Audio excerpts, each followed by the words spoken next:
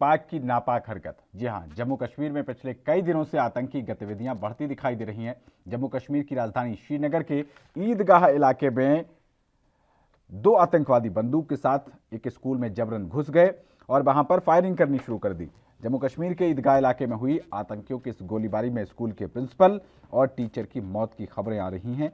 इससे पहले कश्मीर घाटी में मंगलवार को संदिग्ध आतंकवादियों ने 90 मिनट के भीतर 3 लोगों की गोली मारकर हत्या कर दी। यहां इकबाल पार्क क्षेत्र में श्रीनगर की प्रसिद्ध फार्मेसी के मालिक माखन लाल बिंद्रू की उनके व्यावसायिक परिसर में गोली मारकर हत्या कर दी गई। इसके अलावा केंद्र शासित प्रदेश में 2 अन्य लोगों की भी गोली मारकर हत्या कर दी गई, जिनमें से एक बिहार का रहने वाला था और गोलगप्पे और भेलपूरी बेचकर अपनी रोजी रोटी चलाता था।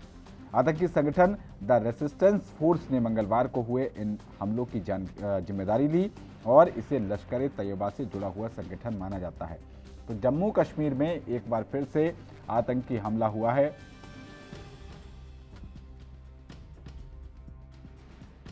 कायर पाकिस्तानियों ने एक बार फिर कश्मीर घाटी को लहूलुहान किया है।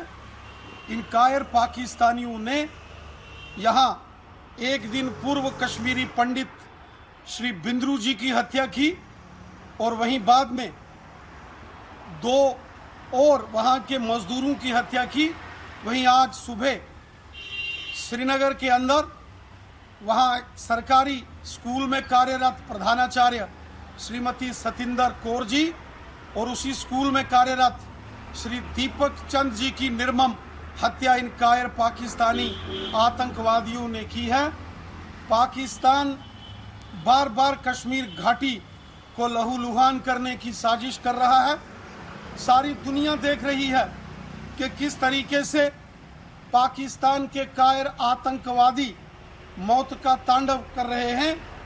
पाकिस्तान भी तालिबानियों की तरह अब आतंकवाद में पूरी तरह ग्रसित है। पूरी दुनिया को एकजुट होकर यहाँ पाकिस्तान के खिलाफ कड़े प्रतिबंध लगाना चाहिए।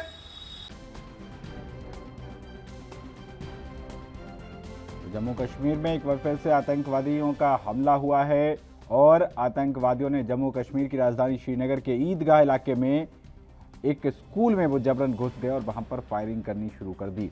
बताया जा रहा है कि इस गोलीबारी में स्कूल के प्रिंसिपल और टीचर की मौत हो गई। इससे पहले भी कश्मीर घाटी में मंगलवार को संदिग्ध आतंकवादियों ने 90 मिनट के भीतर 3 लोगों की गोली मारकर हत्या कर दी थी। और यहाँ इकबाल पार्क बताया जाता है, यहाँ की प्रसिद्ध फार्मेसी के मालिक माखन लाल बिंद्रू की उनके व्यावसायिक परिसर में गोली मारकर हत्या कर दी गई। इसके अलावा केंद्र शासित प्रदेश जम्मू कश्मीर में 2 अन्य लोगों की भी गोली मारकर हत्या कर दी गई है, जिनमें से एक बिहार का रहने वाला था और गोलगप्पे और भेलपूरी बेचकर अपनी रोजी रोटी चलाता था। आतंकवादी संगठन द रेसिस्टेंस फोर्स ने मंगलवार को हुए इन हमलों की जिम्मेदारी ली है और इसे लश्कर ए तैयबा से जुड़ा हुआ संगठन माना जा रहा है। तो स्कूल में घुसकर आतंकवादियों की इस नापाक हरकत पर प्रशासन के सामने एक बड़ी चुनौती और खड़ी हो गई है। एक बार फिर से जम्मू कश्मीर में शांति व्यवस्था को चुनौती पेश की जा रही है और आतंकवादियों की घुसपैठ भी शुरू हो गई है।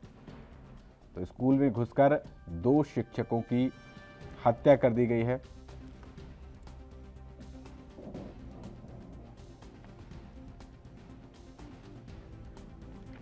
तो इसी बीच हमारे साथ वरिष्ठ पत्रकार डॉक्टर इंदुकांत दीक्षित जी जुड़ गए हैं। इंदुकांत दीक्षित जी, बहुत स्वागत है आपका एनबी न्यूज़ पर। और जम्मू कश्मीर एक बार फिर से अशांत दिख रहा है। आज एक स्कूल में घुसकर 2 टीचर्स की हत्या कर दी गई है सर। जी देखिए, ये बहुत ही दुखद है और ये याद दिलाता है कि जिस तरह से 1989-90 में जब आतंकवाद का दौर शुरू हुआ था और एक एक करके चुन करके लोगों पे हमले किए जाते थे, उस तरह का दौर क्रिएट करने की आतंकवादी और आतंकवादियों के आका कोशिश कर रहे हैं। तो इसमें सरकार को ये देखना होगा कि इस तरह से जिस तरह से सरेआम माखन लाल जी का 2 दिन पहले हत्या हुआ, वो भी श्रीनगर में एक प्रमुख स्थान पर इकबाल चौक के पास में, आज इस तरह से स्कूल में घटना हुई। इस तरह की घटनाएं कहीं न कहीं प्रशासन की भी नाकामी को शो करती हैं। अगर प्रशासन दुरुस्त है तो श्रीनगर में ऐसे हमले कैसे हो सकते हैं। और दूसरी तरफ ये एक और रिफ्लेक्शन मैं आपको बताऊं कि जिस तरह से अफगानिस्तान में तालिबान का शासन हुआ, जी। और ये आशंका व्यक्त की जा रही थी कि उसके बाद आतंकवादियों को बढ़ावा और उनकी ट्रेनिंग के काम को बढ़ावा और उनका इन्फिल्ट्रेशन बढ़ेगा जम्मू कश्मीर में।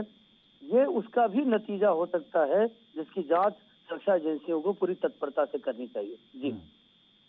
तो इंदुकान दीक्षित जी, जिस तरीके के वहाँ पर हालात बने हुए हैं, ये भी संभव नहीं है कि हर सिटीजन के साथ एक सुरक्षा बल को तैनात कर दिया जाए। कहीं ना कहीं पर मौका तो मिल ही जाता है, और वही थोड़ी सी जो चूक है, चाहे हम उसको इंटेलिजेंस फेल्योर का नाम दे दें या फिर हम उसको किसी पॉलिटिकल संगठन से जोड़ दें या अलगाववादी संगठन से जोड़ दें, लेकिन आखिरकार एक बार फिर से घाटी तो अशांत दिखाई दे रही है। आपका कहना बिल्कुल ठीक है। देखिए, तब आतंकवादी घटनाओं में सबसे इम्पोर्टेंट पहलू सरप्राइज एलिमेंट होता है, और ये पूरी दुनिया में माना जाता है, बड़े बड़े एक्सपर्ट्स के द्वारा भी और इजराइल जैसे देशों के द्वारा भी, कि सरप्राइज हमले जो है आतंकवादियों के, फिदायीन हमले हैं, कहीं भी एक अचानक गुरिल्ला वॉरफेयर है, इस पे आप बाद में एक्शन ले सकते हैं, इंटेलिजेंस कलेक्ट कर सकते हैं, लेकिन हमले को पूरी तरह कभी नहीं रोक सकते पूरी दुनिया में। अमेरिका नहीं रोक सका, इजराइल नहीं रोक सका, लेकिन हमारा ये मानना है कि स्कूल में, अगर स्कूल चल रहा है और आतंकवादी घटनाएं हो रही हैं, वहां अंदर घुस जाते हैं आतंकवादी, ये एक्सेप्टेबल नहीं हो सकता है। अगर उसके गेट पे थोड़ी भी सिक्योरिटी का अरेंजमेंट होता तो कम से कम इनकाउंटर तो होता। तो इस ढंग का श्रीनगर के शहर के भीतर ये चीजें होना, कहीं न कहीं प्रश्न उठता है हमारी तैयारी पे भी। लेकिन आप शहर के बाहर रिमोट एरियाज में आतंकवादी हमले करते हैं, उसके लिए इंटेलिजेंस इंपॉर्टेंट होता है, उसको रोकना आसान नहीं होता है। लेकिन शहर में, श्रीनगर में भारी सुरक्षा है, कई लेयर की सुरक्षा है, वहाँ पे स्कूल के अंदर घुस के मारना ये बड़ा गलत संदेश जाता है समाज में। चलिए, बहुत शुक्रिया डॉक्टर इंदुकान दीक्षित जी, आपका एनबी न्यूज के साथ जुड़ने के लिए।